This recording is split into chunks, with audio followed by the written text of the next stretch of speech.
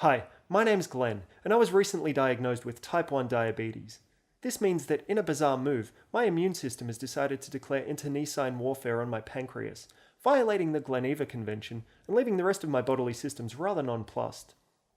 The reasons for this attack are largely unclear, though if I had to take a guess, I'd say that it's because my immune system is trying to get a foothold in the region to establish a beachhead from which further attacks on my body can be launched, which is a real piece of shit maneuver. Finding out that I have diabetes has kind of been a positive thing. It's made me more conscious of the foods that I eat, has helped me shed some of those hard-to-lose kilos, and has also probably shaved a good few years off my life expectancy. Let me show you some things. When I first got diagnosed, the hospital gave me this bunch of shit to take home. All this shit was totally free, or at least heavily subsidized through the public health system, which, like my blood, is pretty fucking sweet. This equipment will help keep my blood sugars at a regular human level, and also give me something to do with my hands, which I don't know what to do with most of the time. This here is my glucometer, which I drip blood onto here in a sacrificial kind of way to test my blood sugar. This is a different kind of glucometer, which also measures ketones, which are toxins that build up in the blood if the pancreas finds itself slowly being murdered. And most important of all, this is the machine that allows me to record the audio portion of this presentation. These 4 bags that look as though they're filled with delicious fatty chicken skin are actually filled with insulin pens. With these pens, I sign a non-aggression accord with my immune system several times daily, all because my pancreas is headed for the hills. So you're hired, insulin. Let me show you how all this free shit works. First, in one of several acts of masochism, you gotta stab yourself with this here stabbing instrument to get a look at that sweet, sweet blood. I've found that a knife works just as well, so I always keep one close by as a backup.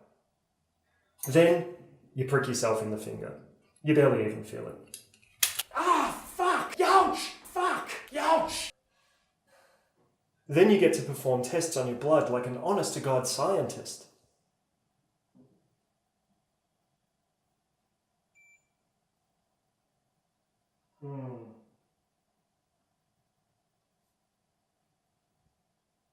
This is where the insulin comes in, and I get to inject myself with a synthetic substance like a drug abuser or a sporting star, which is pretty exciting the first couple of times you do it.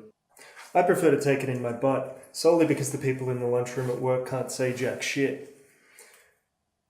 The insulin just kicked in, you can sort of taste it in the back of your throat. It's a common misconception that people with diabetes just have to steer clear of sugars, when in fact we have to heavily cut down on our intake of both carbohydrates and fats. Though there are much less tasty options for us out there.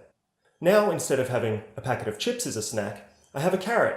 Instead of having a sausage and bread at a barbecue, I have a carrot wrapped in a bok choy leaf.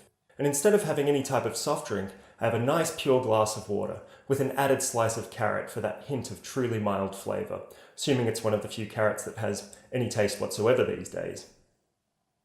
I've found that managing diabetes is a balancing act, and I've come up with a nice little rhyme to remember where my blood sugar levels should be sitting at any given time. Blood sugar too high? You could die. Blood sugar too low? Could die also. The key is balance is key. Looks like I've received some emails from some people emailing me in questions via email. The first one goes, does having high blood sugar mean that you can pour your blood all over pancakes like maple syrup? It's worth a try the next time I have pancakes, but because I'll never be having pancakes ever again, I'll just pour some of my blood onto a carrot with some bok choy and let you know how I go. Second question, how do you pronounce diabetes? Pretend you're Super Mario telling Warren Beatty's family to die. That's how you pronounce it. Third and final question. Get fucked, you sugar-blooded freak. Well, if it was can you get fucked, you sugar-blooded freak, at least it would have been a question. And the answer to that question would have been no.